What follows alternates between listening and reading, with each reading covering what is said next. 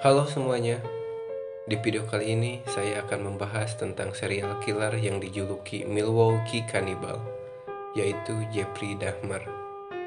Dia dikenai 17 tuduhan pembunuhan dan dijatuhi hukuman penjara 15 kali seumur hidup dengan total kurungan 957 tahun. Hukuman maksimum setelah negara bagian Wisconsin meniadakan hukuman mati pada tahun 1853. Pertama, kita akan bahas tentang masa kecil Jeffrey Dahmer.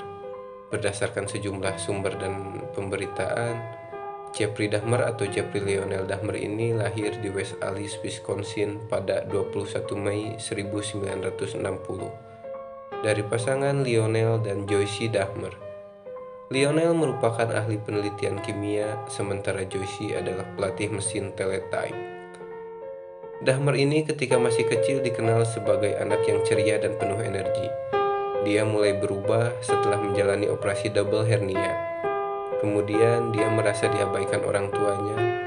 Keluarganya juga sering berpindah-pindah rumah, dan kelahiran adiknya juga diduga mempengaruhi Jeffrey Dahmer ini. Sejak kecil Dahmer ini tertarik dengan hewan-hewan yang sudah mati. Itu bermula ketika dia melihat ayahnya mengeluarkan tulang dari bangkai hewan. Ketika remaja, Dahmer ini menjadi penyendiri. Menurut tulisan biografi, Dahmer mengakui minat atas nekrofilia dan hasrat membunuh muncul saat dia berusia 14 tahun. Nekrofilia merupakan kelainan berupa ketertarikan secara seksual untuk menyetubuhi jasad. Pada usia itu juga Dahmer sudah terbiasa minum bir dan alkohol pada siang hari. Dia bahkan pernah secara diam-diam membawa minuman keras ke sekolahnya dengan cara menyembunyikannya di dalam jaket. Korban pertama Jeffrey Dahmer adalah seorang laki-laki berusia 18 tahun yang dia bawa ke rumah orang tuanya. Laki-laki itu dicekik dan dipukul dengan barbel sebelum dipotong-potong dan dimasukkan ke kantong sampah. Kejadian itu terjadi pada tahun 1978 di Ohio.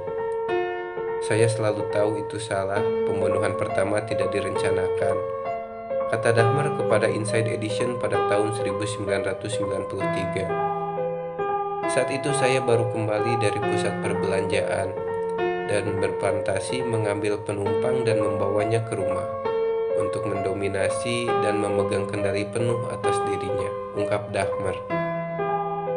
Tak ada satupun, tidak ada yang tahu kejadian itu lebih dari 1 dekade, kata Dahmer mengenai pembunuhan pertamanya. Setelah pembunuhan pertamanya, selama bertahun-tahun Dahmer tidak pernah melakukan pembunuhan lagi. Dalam periode itu, dia keluar dari Ohio State University dan dipaksa oleh ayahnya untuk masuk militer pada akhir Desember 1978. Dahmer ditempatkan di Jerman saat itu, dan karir Dahmer di militer ini tidak lama karena diberhentikan akibat masalah minum alkohol berlebihan. 9 tahun tidak membunuh, Dahmer mengaku tidak memiliki kesempatan untuk melakukan kejahatan itu. Setelah keluar dari militer, Dahmer kembali ke rumah orang tuanya pada September 1981. Dia sempat ditangkap karena mabuk-mabukan dan membuat kekacauan. Dia didenda dan dijatuhi hukuman penjara, tapi hukuman itu ditangguhkan. Kemudian Dahmer dikirim ke rumah neneknya di Milwaukee, Wisconsin, dengan harapan sang nenek dapat mengubah kebiasaan minum-minum alkohol dari Dahmer ini. Tapi Dahmer malah semakin menjadi ketika di sana. Dahmer pernah ditangkap dan didenda karena pamer aurat di Wisconsin State Fair Park pada tahun 1982. Dia ditangkap lagi karena masturbasi di tempat umum pada tahun 1986.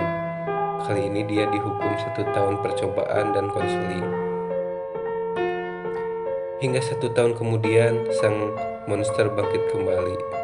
September 1987, 9 tahun setelah pembunuhan pertamanya, kali ini seorang laki-laki berusia 24 tahun yang menjadi korban keduanya.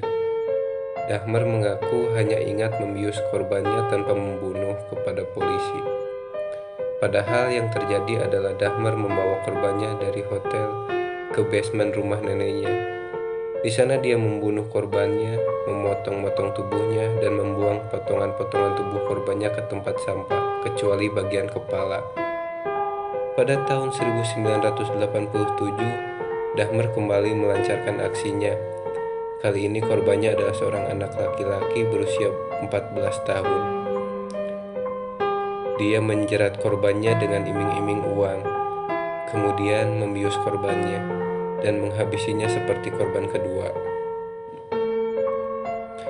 Pada tahun 1988, Dahmer melakukan pembunuhan keempatnya, dan korbannya bernasib serupa seperti korban sebelumnya. Namun, berbagai berita saat itu melaporkan Dahmer menyetubuhi jasad korban sebelum memotong-motongnya. Sampai pada akhirnya, Jeffrey Dahmer diusir oleh neneknya karena sering membawa laki-laki pada larut malam. Neneknya juga mengeluhkan mencium bau busuk dari basement rumahnya. Setelah diusir oleh neneknya, Dahmer tinggal di apartemen satu kamar dan beraksi lagi pada September 1988. Namun berujung ia ditangkap atas tuduhan pelecehan seksual pada anak berusia 13 tahun. Sang korban dibius dan dianiaya saat itu, namun berhasil melarikan diri dan melapor kepada polisi. Dahmer dipenjara 1 pekan tapi dibebaskan dengan jaminan. Mulai 1989, Dahmer seolah tak terhentikan. Dalam rentang waktu 2 tahun, dia membunuh korban kelima hingga ke-17-nya. Pada tahun itu, Jeffrey Dahmer mulai menyimpan anggota tubuh sang korban seperti kepala dan alat kelamin dari korban kelimanya di sebuah kotak kayu. Mei 1989, Dahmer ditangkap atas kasus penyerangan seksual tingkat 2 dan dipenjara selama 1 tahun dengan 5 tahun masa percobaan. Namun dia bebas 2 bulan lebih awal. Setelah keluar dari penjara, Dahmer kembali lagi membunuh korban ke-6. Kali ini dipoto menggunakan Polaroid. Tengkorak kepala korban juga disimpan bersama korban kelima, sedangkan badannya direbus dan dilarutkan dalam asam. Tetangga Dahmer mulai mengeluhkan aroma tidak sedap dari unit Dahmer, namun Dahmer beralasan bahwa kulkasnya rusak. Juni 1990, Dahmer kembali mengeksekusi korban ke-7, dan yang ke-7 ini sempat disimpan dalam freezer sebelum dibuang. Dahmer membunuh 2 orang lainnya pada September 1990. Kepala korban ke-8-nya dihias dan dia pajang di apartemennya. Bagian tubuhnya juga dia simpan untuk dimakan. Untuk korban ke-9, dia buang, alasannya dia tidak tertarik sama sekali. Pada 1991, dia membunuh dan memakan korban ke-10-nya. Dahmer mengaku memakan tubuh korban membuat dia merasa korban itu menjadi bagian darinya. Dahmer mencoba cara baru untuk korban ke-11 hingga korban ke-13-nya, namun kembali menggunakan cara lama ketika mengeksekusi korban ke-14 hingga ke-17-nya. Dia juga menyimpan kepala dan organ tubuh korban lainnya di dalam freezer. Aksi Dahmer ini terhenti saat dia hendak melakukan modus serupa kepada Tracy Edwards. Saat itu, Edward yang berusia 32 tahun sepakat menemani Dahmer di apartemen. Namun, ketika masuk apartemen, Edward mencium bau tak sedap dan tumpukan box hidroklorik acid. Dahmer yang mengetahui bahwa Edward ini telah mulai curiga, langsung berusaha memborgol Edward untuk diambil foto telanjangnya. Edward lalu meninju wajah Dahmer dan melarikan diri. Sampai akhirnya bertemu mobil polisi. Polisi kemudian datang untuk memeriksa apartemen Dahmer dan menemukan banyak foto Polaroid bergambar mayat. Polisi berhasil menggagalkan pelarian diri Dahmer. Saat penggeledahan, polisi menemukan 4 kepala di rak paling bawah, 4 kepala di dapur, 2 hati manusia di lemari es, 7 tengkorak di kamar tidur, dan tubuh manusia di freezer. Polisi berhasil menggagalkan pelarian diri Dahmer.